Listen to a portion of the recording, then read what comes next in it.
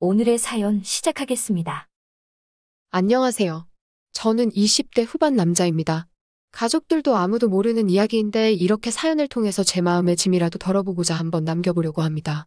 저에게는 친형같이 가깝게 지내던 친척형이 한 명 있습니다. 나이차가 얼마 나지 않지만 저보다 더 어른스러운 성격 때문인지 친척형을 옛날부터 잘 따르고 했었어요.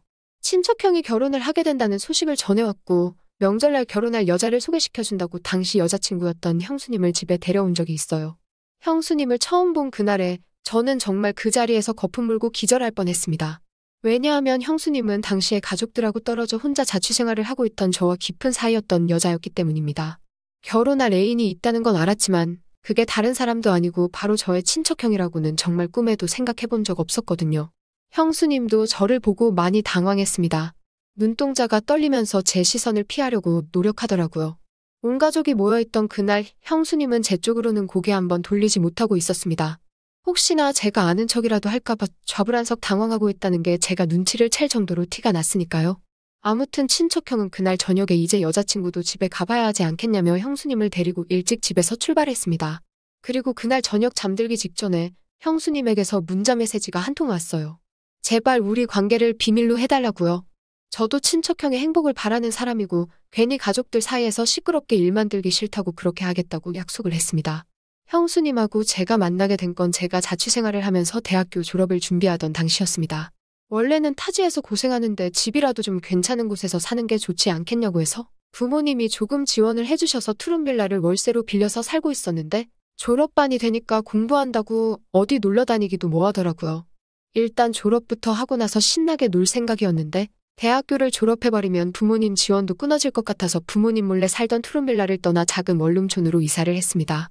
월세가 차이가 있기 때문에 그 돈을 모아서 졸업 후에 놀러 다닐 때 쓸 계획이었어요. 그 원룸촌이 학교 근처에 있는 게 아니라 지하철역 근처에 있던 곳이었는데 그러다 보니 대학생뿐만 아니라 혼자서 자취하는 직장인들도 많이 사는 그런 곳이었습니다.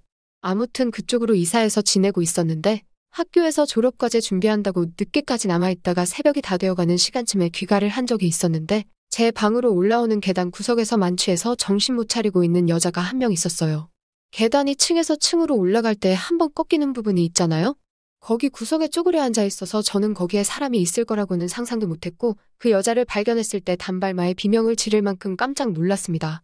보통 그런 데서 사람이 있을 거라고 생각하고 계단을 올라가는 사람은 없을 것 아니에요? 술에 뻗어있는 여자라는 걸 확인하고 놀란 가슴을 진정시킨 뒤에 그냥 지나쳐 갈까도 했는데 당시에 워낙 뒤숭숭한 뉴스도 많이 나오고 해서 그냥 두고 갈 수가 없더라고요. 무슨 정의감 때문에 그랬는지는 모르겠는데 작은 센서등 하나로 계단을 비추는 작은 불빛이었지만 그 불빛이 그녀의 아름다움을 보여주기에는 충분했습니다. 뇌리에 강하게 기억될 만큼 아름다운 그녀의 외모 때문에 저도 모르게 그녀를 흔들어 깨워보려고 했습니다. 술을 얼마나 마신 건지 아무리 흔들어 깨워도 일어나지 않길래 포기하고 두고 갈까도 했는데 눈을 감고 있는 모습이 잠자는 숲속의 공주가 이런 느낌이지 않을까 하는 생각이 들 정도로 예뻐서 자리를 떠날 수가 없었습니다. 다행히 얼마 안 있어서 그녀가 깨어났어요. 정신이 드냐고 물어봤는데 술기운이 아직도 한가득인 건지 눈을 반쯤 개슴츠레 뜨고 있는 모습이 정신을 차린 것 같지는 않았습니다. 그러더니 갑자기 화장실에 가고 싶다고 하는 거예요. 그녀에게 몇 호에 사느냐고 물어봤는데 알려주지를 않아서 계단에다가 실례를 하게 만드는 것보다야 낫겠지 싶어서 그녀를 부축해서 제 방으로 들어갔습니다. 한참이 지났는데도 물 내리는 소리도 들리지 않고 화장실 문 너머 안쪽은 쥐 죽은 듯이 조용하더라고요. 무슨 일이 있나 걱정이 되어서 조심조심 문을 열어서 안쪽을 살펴봤는데 다행히 별일은 아니었고 화장실을 가고 싶다던 그녀는 그냥 화장실에서 다시 잠에 들어 있었습니다. 원룸인데 화장실이 커봐야 얼마나 크겠어요. 그 좁아터진 화장실에 낑겨있는 것처럼 옹색하게 누워있는 모습을 보니 잠이라도 편하게 재워야겠다는 생각에 다시 그녀를 들쳐업고 나와서 그녀를 제 침대에 눕혔습니다. 덕분에 침대까지 빼앗겨버려서 저는 차가운 바닥에서 잠을 청해야 했어요. 다음 날 아침이 되고 나서 아주 한바탕 난리가 났습니다. 저도 피곤했어서 세상 모르고 자고 있었는데 그녀가 저를 걷어차더니 너 뭐하는 자식이냐? 여긴 어디고 나를 왜 여기에 데리고 온 거냐 하면서 소리를 고래고래 지르더라고요. 입고 있던 옷도 그대로고 정말 털끝 하나 건드리지 않았다는 건 누구보다 그녀가 더 잘 알 텐데 저한테 그렇게 나오는 꼴을 보니 제가 괜히 도와줬다는 생각까지 들 정도였습니다. 난리법석을 피는 그녀에게 자초지종을 설명하고 제 방에서 잠들게 된 이유까지 설명해주니 그제서야 그녀가 미안해하면서 고개를 숙인 채 아무 말도 하지 못하고 있었습니다. 그녀는 그 원룸촌 근처 건물에서 사는 사람이었는데 술에 만취해서 건물을 잘못 찾아와가지고 집에는 결국 못 들어가고 계단에서 뻗어버린 거라고 하더라고요. 그녀에게 그래도 만난 게 저라서 다행이지 않겠냐고. 다른 사람이었으면 아주 큰일 날 수도 있었다고 빈정대니 그녀가 또 고개를 숙인 채 아무 말도 못하면서 부끄러워하는데 술에 잔뜩 취해서 일어난 사람치고 그 모습이 너무 예뻐서 저도 그녀를 더는 괴롭히지 말아야겠다는 생각을 했습니다. 그녀를 집에 돌려보내고 나니 한바탕 난리통을 겪은 걸 생각해보니 그녀가 자꾸 생각나더라고요. 이 원룸으로 이사오고 나서 여자가 드나든 건 그녀가 처음이었고 은은하게 남아있는 그녀가 쓰는 향수의 잔향이 남아서 그런가 그날 내내 자꾸 그녀가 떠올랐습니다. 비계에 묻어있는 그녀의 머리카락 몇 가닥 때문에 제 방에 여자가 다녀갔다는 사실이 더욱 더 진짜처럼 느껴졌어요. 그리고 그 다음 날도 학교에서 밤늦게까지 있다가 집에 들어왔는데 이번에도 그녀가 계단에서 앉아있더라고요. 이번에는 술에 취한 게 아니고 한 손에는 비타민 음료 한 상자를 들고 있었습니다. 도와줬는데 그냥 모르는 척하는 게 실례인 것 같았다고. 그래서 보답이라도 할 겸해서 비타민 음료를 사서 저를 기다리고 있던 거예요. 제가 언제 돌아올 줄 알고 기다리고 있었냐 물으니 오늘 안 들어왔으면 내일이라도 다시 올 생각이었다고 하는데 그녀는 예쁜 얼굴만큼 됨됨이도 괜찮고 마음 착한 사람이구나 하는 생각이 들었습니다. 그런데 그날 있던 일이나 사과의 문제가 아니고 이미 처음 만난 그때부터 그녀와 저는 서로에게 강하게 끌렸던 것 같습니다. 그날 서로의 연락처를 교환했고 그 뒤로도 그녀가 퇴근 후 저는 학교에서 끝난 후 둘이서 만나 데이트 비슷하게 식사도 같이 하고 영화관도 다니면서 시간을 보냈습니다. 그렇게 몇 번 밖에서 만나다가 식사도 언젠가부터 그녀가 직접 차려준 밥을 먹고 영화도 영화관이 아니라 한 명이 겨우 누울 만한 침대에 누워서 노트북을 사용해서 영화를 보고 그런 식이었습니다. 정말 자연스럽게 어느 순간부터는 매일 아침 같은 침대에서 아침을 맞이하는 연인 같은 관계가 되어 있었습니다.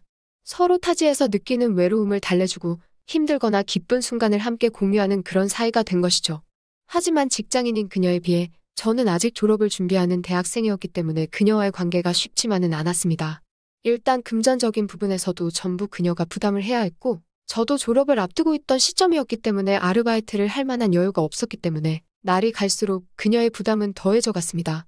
심지어 제가 졸업 후에도 계속 자취를 하고 있었는데 제 전공 과목으로는 취직이 당시에 엄청 어려운 상황이었어서 제가 졸업한 이후에도 그녀에게 금전적인 부담은 계속되게 되었습니다.